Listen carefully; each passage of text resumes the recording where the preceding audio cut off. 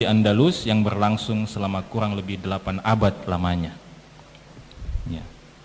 Jadi seperti yang disampaikan tadi oleh Al-Akh moderator, ya, kalau hari ini mungkin yang kita kenal dari Spanyol itu adalah tanda petik ya hanya klub-klub sepak bolanya, ya, Barcelona, Madrid, apalagi selain itu. Ya, ada klub Cordova namanya? ada ya? Ya, saya tidak terlalu mengikuti soalnya. Ya, artinya kita mengenal nama-nama itu. Artinya kalau kita mengenal nama-nama itu, ya artinya kalau kita menyebut kata Spanyol, maka kita identikkan dengan nama-nama klub sepak bola itu. Dan boleh jadi kebanyakan dari kita umat Islam tidak tahu atau lupa bahwa di sana pernah berdiri sebuah peradaban yang sangat besar, peradaban umat Islam yang sangat besar selama kurang lebih 8 abad lamanya. Ya. Jadi itulah Andalus. Ya, itulah Andalus. Ya. Kalau ingin membaca lebih lengkap tentang Andalus, ya, yang mengerti bahasa Arab bisa merujuk kepada salah satu buku yang buku sejarah Andalus yang ditulis oleh ulama kontemporer yang bernama Dr. Abdullah Anan. Itu berjudul Tarikh Ad-Daulah Al-Islamiyah fil Andalus. Itu ada 6 atau 7 jilid. Ya. Tapi kalau mau yang sudah diterjemahkan, ada buku yang ditulis oleh Dr. Raghib As-Sirjani, ya, seorang penulis dari Mesir. Itu berjudul Bangkit dan Runtuhnya Andalusia. Itu sekitar 800 halaman, silakan dibaca. Tapi pagi hari ini kita akan bahas secara singkat-singkat saja, karena poin utama kita adalah apa pelajaran yang bisa kita ambil dari sejarah Andalus itu. Kata Andalus sendiri itu ada beberapa pendapat, ya, jadi ada beberapa pendapat tentang kata Andalus itu, tetapi yang banyak dipilih oleh kebanyakan penulis sejarah bahwa kata Andalus itu berasal dari Vandalis. Ya, Vandalis itu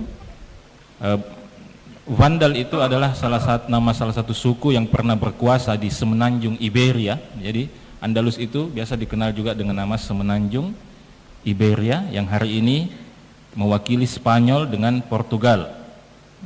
Ya, Spanyol dan Portugal itu adalah masuk wilayah Andalus pada waktu itu. Itu pernah dikuasai oleh sebuah suku yang bernama Vandal, lalu kemudian tempat itu dikenal dengan nama Vandalis, dan saya tidak tahu, kalau tidak salah kemudian itu juga menjadi bahasa Inggris vandalism. Saya tidak tahu apa artinya vandalism itu.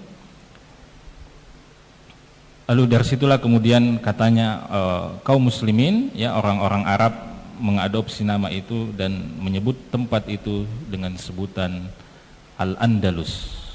Ya, Al-Andalus. Itu salah satu pendapat yang banyak dikuatkan. Nah, ikhwan dan akhwat yang dimuliakan oleh Allah Subhanahu wa taala, kalau kita berbicara tentang sejarah keberadaan umat Islam di Andalus atau di Spanyol, maka kita akan mundur ke sekitar tahun 97 atau 98 Hijriah. Ya, 97 atau 98 Hijriah. Sebagian ulama sejarah menyebutkan bahwa obsesi atau cita-cita untuk menaklukkan Andalus itu sebenarnya berawal dari cita-cita kaum muslimin untuk menaklukkan Konstantinopel. Ya, Konstantinopel. Jadi Konstantinopel itu adalah ibu kota dari Romawi Timur. Ya, Romawi. Jadi Romawi itu kan ada dua, ya, dibagi dua. Romawi Timur itu ibu kotanya di Konstantinopel, kemudian Romawi Barat itu ibu kotanya di Roma. Ya, di Roma. Karena ada satu hadis Nabi sallallahu alaihi wasallam yang mengatakan la tuftahannal Qustantiniyah fala ni'mal amiru amiruha wala ni'mal jaishu jaishuha. Ya, sungguh Konstantinopel itu akan ditaklukkan, kata Nabi sallallahu alaihi wasallam, dan sebaik-baik panglima adalah panglima yang memimpin penaklukan Konstantinopel itu, dan sebaik-baik pasukan adalah pasukan yang menaklukkan Konstantinopel itu.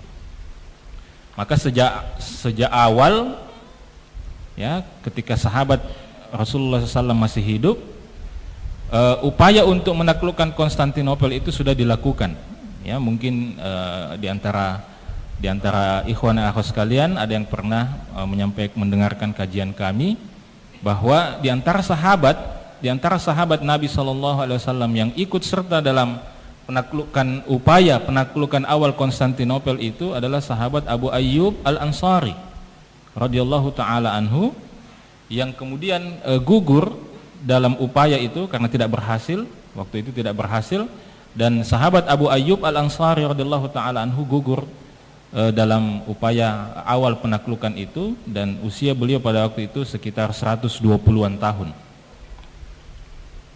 Ya, sudah 120-an tahun, tapi masih berjihad fisabilillah. Ya. Kalau hari ini usia 70 tahun sudah pensiun. Ya. Tapi ini usia 120 tahun masih pergi berjihad di jalan Allah Subhanahu wa taala. Nah, singkat cerita, saya tidak lanjutkan itu. Singkat cerita, kemudian kaum muslimin melakukan upaya penaklukan ke arah Afrika Utara. Ya. Jadi menaklukkan Mesir, kemudian wilayah Afrika Utara. Apa saja yang masuk Afrika Utara itu? Hari ini apa? Libya, Tunisia, Maroko, Aljazair, ya, termasuk juga Mauritania. Ya, Mauritania itu Afrika Utara. Nah, pada waktu itu upaya penaklukan awal Afrika Utara itu dipimpin oleh seorang, kalau tidak salah seorang tabi'in yang bernama Uqbah bin Nafi' rahimahullahu ta'ala. Dia berhasil menaklukkan wilayah Afrika Utara dalam waktu yang sangat singkat. Kalau tidak salah mungkin hanya dalam hitungan bulan dia berhasil menaklukkan wilayah Afrika Utara. Memang ini satu hal yang sangat menakjubkan, tetapi di kemudian hari ini juga menjadi satu persoalan karena terlalu cepat upaya penaklukan itu, sehingga pijakan umat Islam di wilayah Afrika Utara itu tidak terlalu kuat, sehingga begitu selesai penaklukan kemudian tidak sedikit orang-orang yang tadinya sudah masuk Islam kemudian memberontak kembali, sampai akhirnya muncul seorang panglima Islam yang bernama Musa bin Nusair rahimahullahu ta'ala. Musa bin Nusair ini, sedikit cerita tentang Musa bin Nusair. Musa bin Nusair ini namanya juga Musa bin Nusair. Nusair ini nama bapaknya. Bapaknya ini dulu adalah tawanan perang dari wilayah Irak, ya, dari wilayah Irak, ya, dalam sebuah peperangan yang dipimpin oleh Khalid ibnul Walid radhiyallahu taala anhu. Salah satu tawanan perang itu adalah bernama Nusair. Nusair ini kemudian ditawan, kemudian masuk Islam, dimerdekakan, lalu akhirnya dia punya seorang anak namanya Musa bin Nusair. Musa bin Nusair ini tumbuh besar di wilayah kekhilafahan khilafah Umayyah, sehingga dia banyak bergaul dengan anak-anak bangsawan, ya, anak-anak pejabat, ya, sehingga akhirnya dia tumbuh juga, artinya dia tumbuh dengan kultur seperti itu, sehingga akhirnya dia juga di kemudian hari diangkat sebagai seorang prajurit dan akhirnya menjadi seorang kepala prajurit dan beberapa kali memimpin pasukan kaum muslimin untuk berjihad. Nah, ala kulli hal ada satu cerita kemudian akhirnya